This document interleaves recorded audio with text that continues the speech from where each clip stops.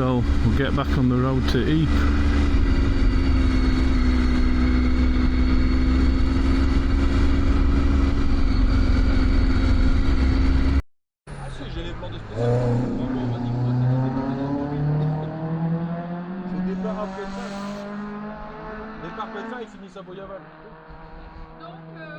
I've come across a blocked road and there's a car rally on, so I've just been talking to a guy who's trying to redirect me in French, but I just thought I'd watch a few cars through first.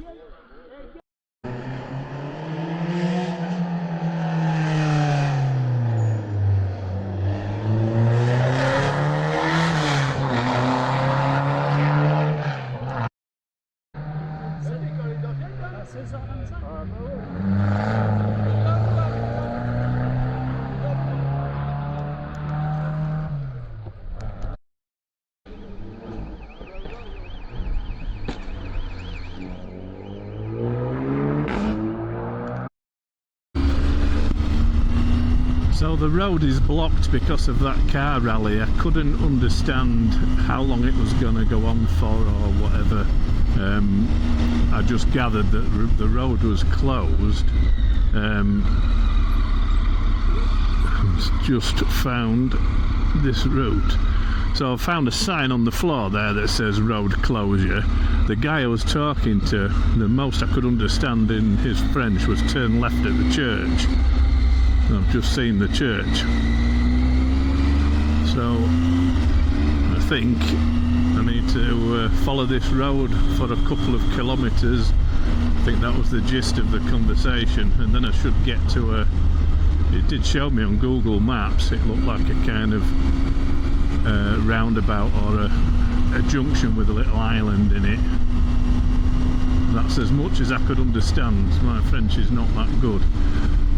I could look on the maps and reroute and stuff, but I'll see whether I can do it from his directions. Let's see what happens. Otherwise, if worse comes to worst, I can just get Google Maps out.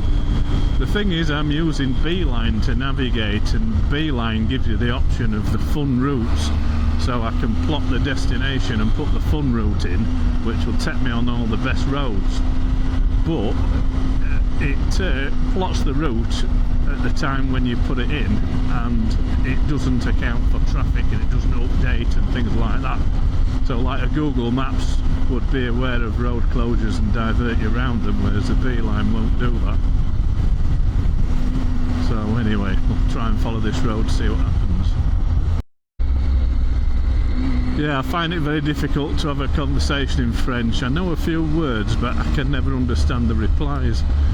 So the guy I was talking to got his phone out and showed me the maps, and I was nodding along and saying oui, but I couldn't understand much of what he was saying. But fortunately I know that l'église is the church and gauche is left, so I got that much, that it was left at the church and then a few kilometres, and then I'm hoping that I'll recognise this junction from the satellite image on his phone.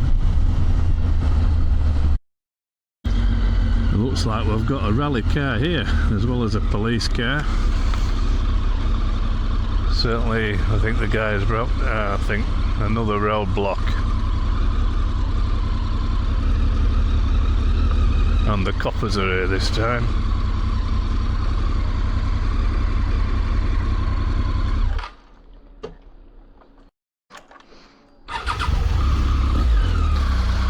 So I basically just asked the police which way to go. He showed me a map that I couldn't really understand, but I got my phone out and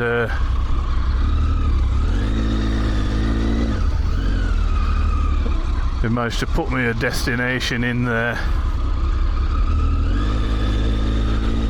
So one of the rally cars that's broken down, Polo.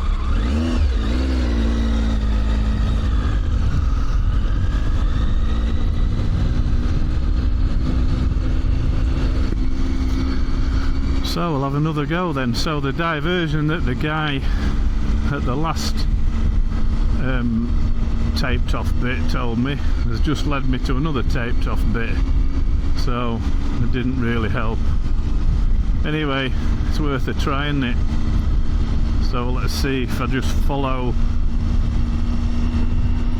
what the copper has told me, get round the closed roads, then hopefully I can pick my beeline route up again somewhere else. So the police have directed me to a place called Saint Paul de Tenois, or Tenor or something, here. But my beeline is taking me a different way.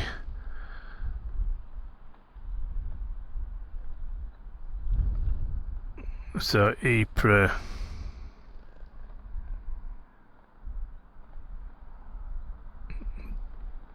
Austin, that's in Belgium, where we? I don't know where the border is.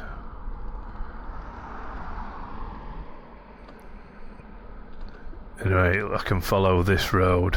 It's in the right direction. I'd rather get back onto my more enjoyable route. But I think I might follow this a bit further just to make sure I get clear of the car rally this time.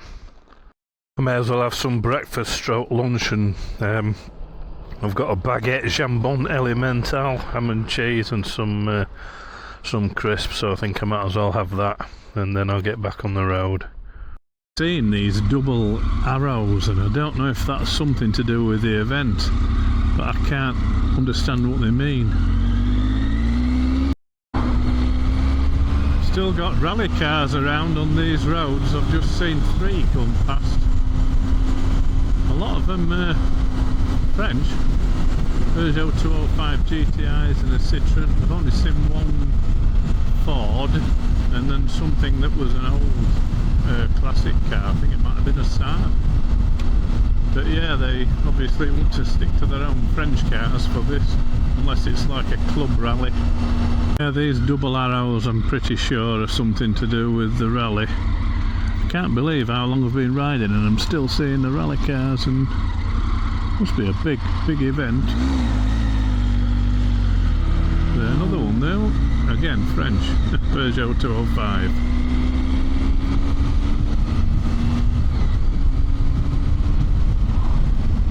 And again. Yeah, I'm definitely up against it with the weather now. It's raining over there and over there, and it is forecast thunderstorms this afternoon. I'm still an hour from Ypres. Yeah, I feel like I'm very much racing the weather now. It's sunny on that side, but I've had to miss my turning. It's absolutely black in the skies on this side.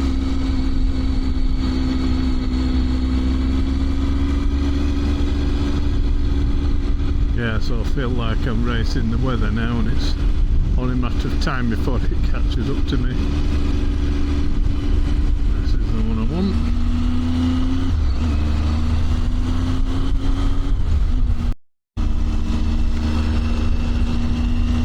Yeah, I'm glad I stopped and put my waterproofs on. I'm heading straight into that now.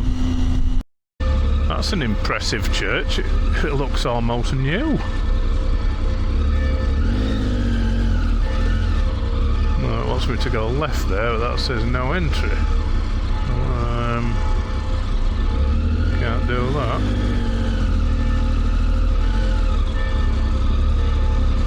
No, left here, I think.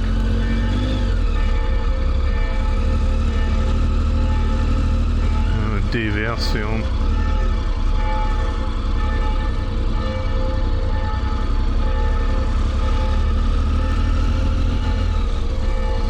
Like a wedding or something going on. All dudes dressed in suits and women in dresses.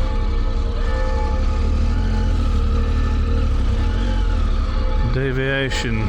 No, right.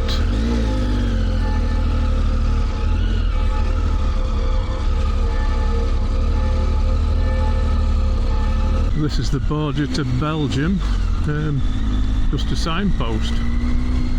That's it. means welcome to Belgium, I guess.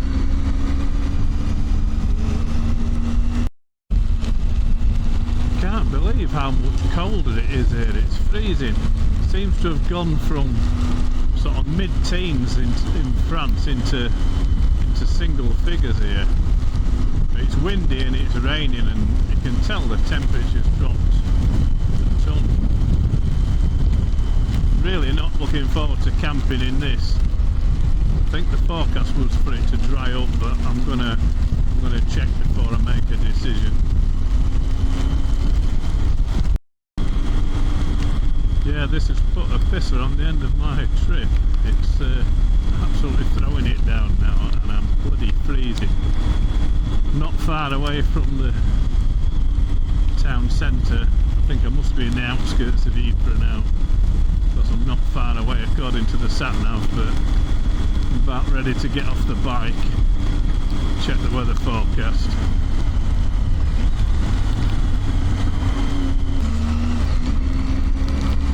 A gas station here, I might fill up, because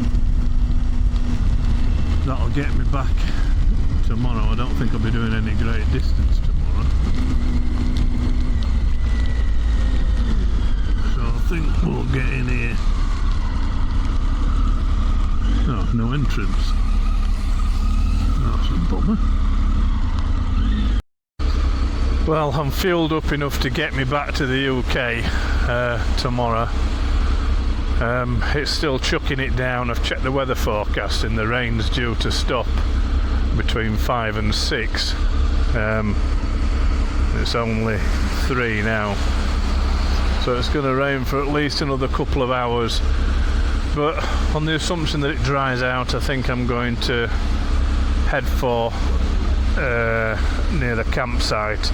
It's actually not far from the Menin Gate, and that's where I want to be.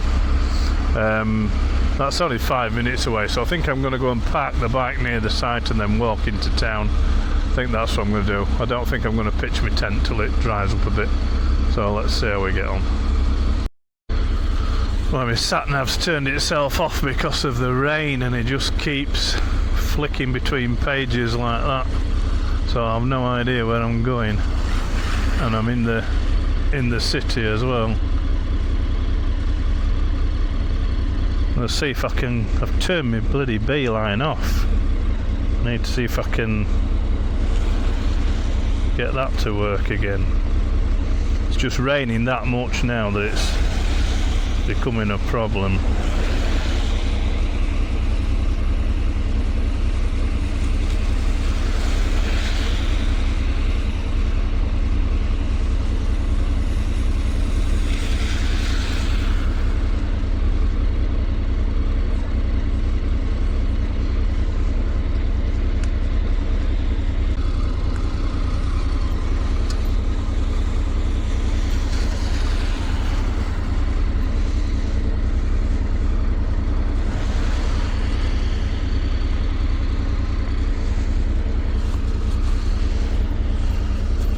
Try swapping phones and hope this one will work.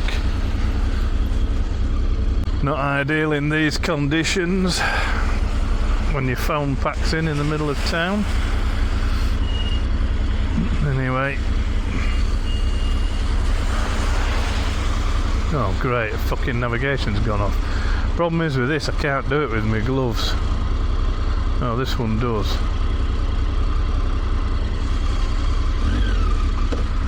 Let's get moving before it turns off again.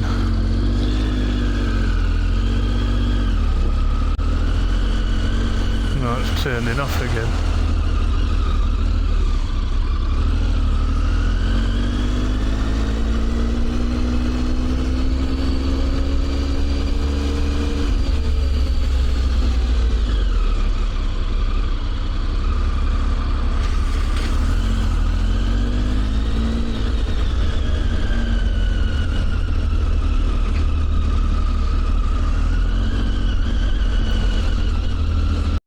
Well, I can't find a code to get through this barrier, so I'm going to go through the footpath, see if I can find a reception. Looks like the couple behind me have Just walked in. I don't think I've got a barrier code anyway. I might have, but can't be arsed. I think I'll just go to the reception and see what they say.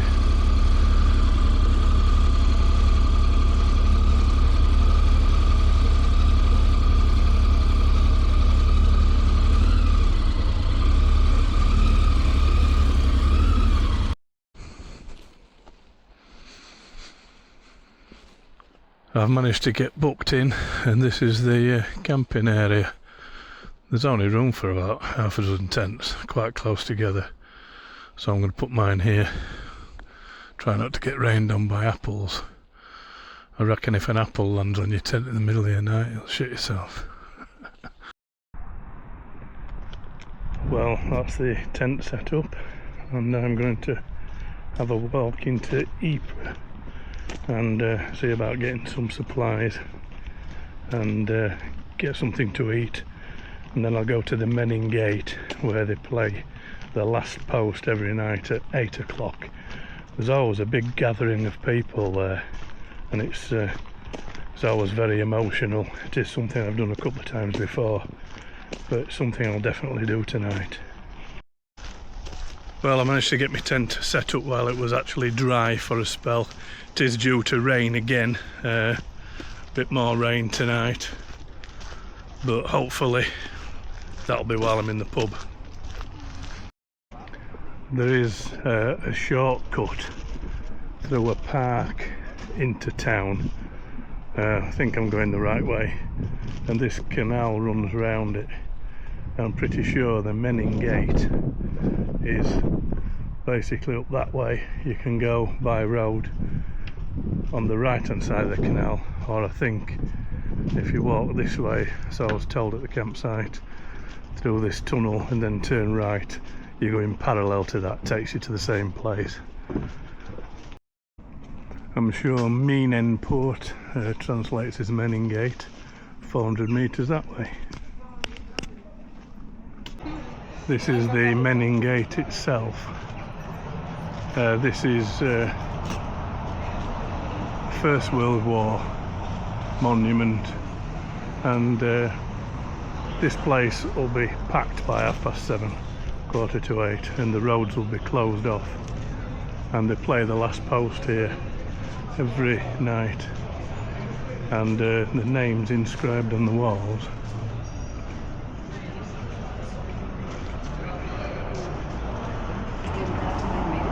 All these names inscribed are all the bodies that they never found, people who don't have graves. Yeah, the inscription up there actually says, "Here are recorded names of officers and men who fell in Ypres salient, but whom the fortune of war denied the known and honoured burial given to their comrades in death." All these names are listed alphabetically by regiment. So on this wall there's Northumberland Fusiliers, Royal Warwickshire Regiment, Royal Fusiliers, yeah, and the rank of the officers. I do like Belgium and the sort of vibe in these Belgian cities. It's a bit strange though, because they speak Flemish, French, Dutch, English, and I think German. So I'm sure they speak 5 or 6 different languages in Belgium. I mean, I don't speak any of them other than a bit of French, so it doesn't really matter that much to me. I think most speak some English, but I wouldn't know which language to use. I think it depends which area you're in. This central market square is a lovely place. I have visited it 2 or 3 times before, and the central building, this huge building in the middle, which I think is a museum, it's absolutely immaculate, and all the buildings look in really good condition, and that's because they're not that old. This place was completely bombed flat in the First World War. I don't think there was much left of it, so it's all been rebuilt since then. So it's not that old, but it was built in the original style.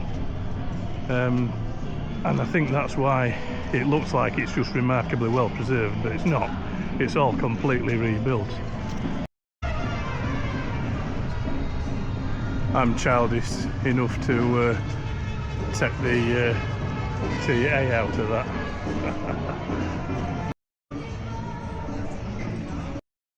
I remember this hotel, Hotel Regina. I stopped here once, 14-15 years ago. I biked it through to Belgium with my mate Johnny. He passed away at 40, about 13-14 years ago.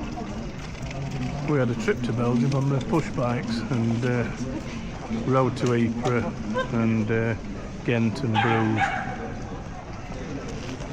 A fair old trip. Too old for that now, motorbike's more my thing.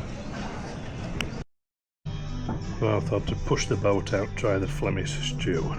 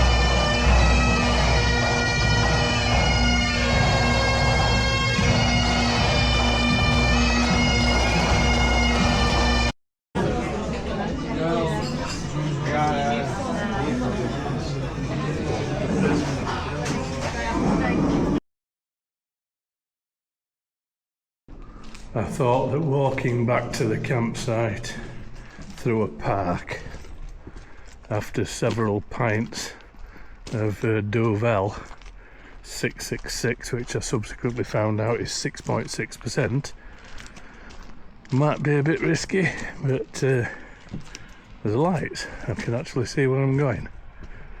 Not that I've got to the park yet, but at least I'm on the right track.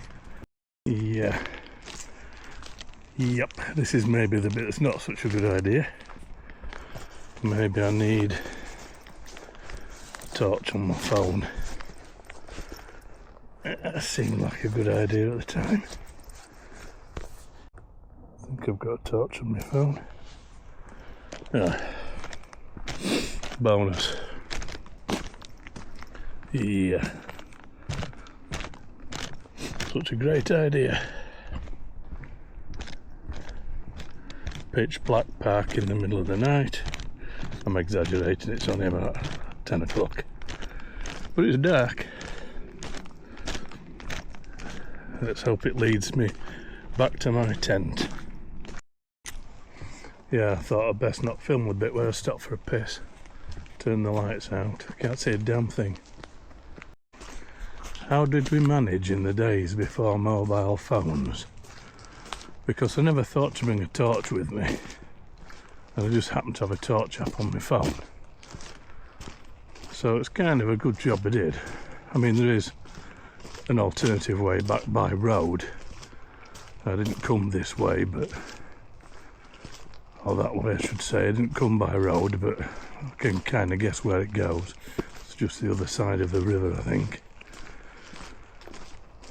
Yeah, how did we manage without modern technology?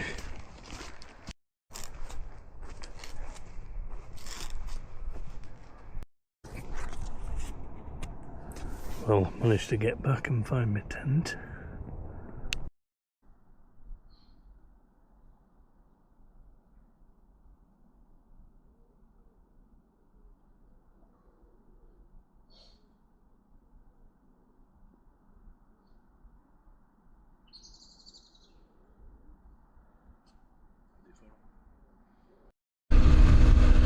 Well, that's it, leaving the campsite and heading back to the tunnel. Nice and sunny this morning, so hopefully I can get back in the dry. I had to put my tent away soaking wet through, but not too bad on the last night. I can always sort that out, dry it out when I get home. So sat-nav reckons an hour and 20 minutes from here, so we'll see.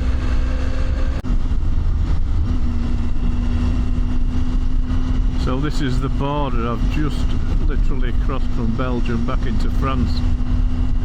Didn't seem to take long on this route. I did go for the sort of wiggly fun route going into Belgium. It seemed to take a lot longer than the fast non-motorway route coming out. But yeah, back in France now. Well, made it to the tunnel exit. Exit from the motorway, that is.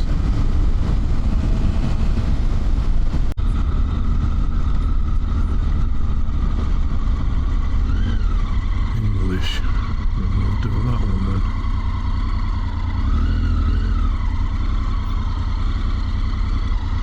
Oh, that says English and it's empty.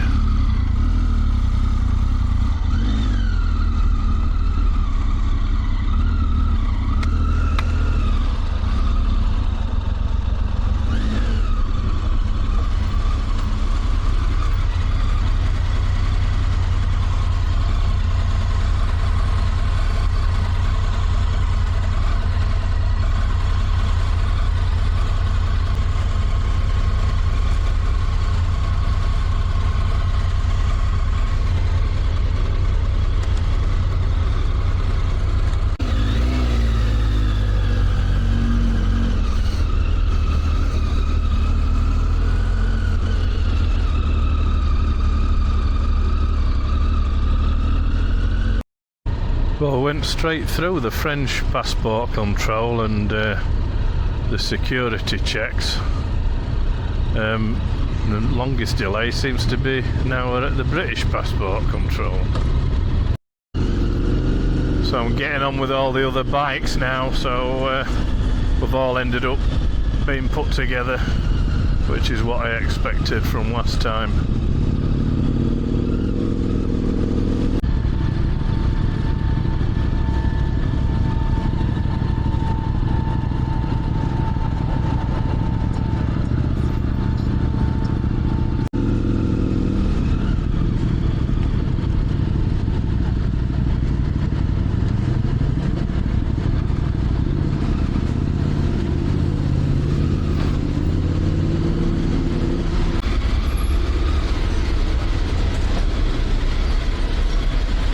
Thank you. Well, that's the end of my first European trip on my own. I'm going to end the video here. It's been an interesting trip. One near miss maybe, on a roundabout where two vehicles, one towing another, pulled out in front of me. Resulted in a lock-up and a bit of a slide, but I got away with it. No other real issues really, but I've visited some great places and it's been a really good week. I won't hesitate to do another foreign trip on my own now, and it's what I wanted really, something to build confidence to do these bigger trips on my own. Anyway, I hope you've enjoyed the video. It's been a great week. Thanks for watching. Cheers. Bye.